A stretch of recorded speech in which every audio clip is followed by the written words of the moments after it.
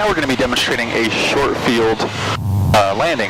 The object behind a short field landing is to land on the shortest amount of distance as possible, not specifically looking to clear an obstacle on the approach path, though that may be a requirement in actual flying, not required specifically for the practical test standards.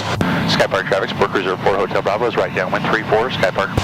Now we're going to run through, do our before landing checklist, our BC gumps, so we make sure our boost pump is on, our carburetor heat is off, gas is to the fullest tank, undercarriage is fixed so it's already down, there's no mixture to worry about, power and propeller is set to manual mode, high RPM, low pitch, my seatbelt is secured and my safety switches such as landing light strobes are on. Now I come just almost to a beam point. I'm going to reduce my power just as normal, and I'm going to fly this approach path just as I would any other regular approach. The only difference is that airspeed control is absolutely critical. I'm going to be flying it down and decreasing my airspeed as I get lower and lower down on the approach path, getting to across the threshold of the runway, so that I can touch down at a minimum airspeed, ideally just above a stall, avoiding as much float as possible. So I bring my power out to about 4,000, hold my pitch, I'm going to go 10 degrees of flaps, make my turn to base, coming down about 500 feet per minute. Sky Park traffic, Sport Cruiser 4 Hotel Bravo is right base 34, Sky Park. I'm going to ideally aim to touch down at the second stripe beyond the numbers of runway 34. On the base leg, I'll reduce a little bit more power. My speed's at about 70 knots. I'm going to add 20 degrees of flaps here. It looks like this approach might be a little bit high, so I'll reduce just a little bit more power.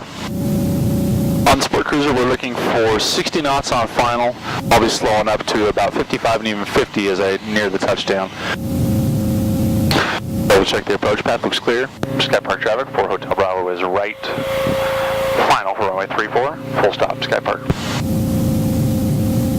Add a little bit of trim here to relieve some pressure on the controls. Airspeed's right at 60. I've got a power setting that's maintaining a stabilized descent rate.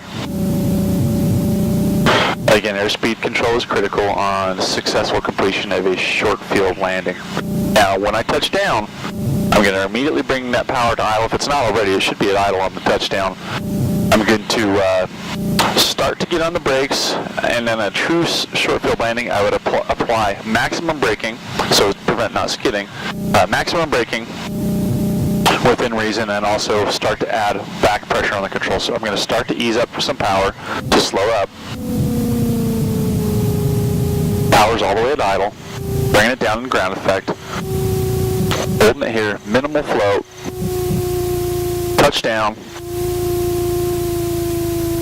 Okay, and now I start to get on my brakes. I'm simultaneously adding back pressure on the yoke and bringing my flaps all the way up for a short field landing. Yoke is still all the way back. That gives me some aerodynamic braking. That particular approach had a little bit more airspeed than desired, so it floated just a little bit beyond. We could have even slowed it down just a bit more. Get myself clear of the runway. And that's completion of a short field landing. Sky Park traffic, Sport Cruiser 384 Hotel Bravo is clear of 34, Sky Park.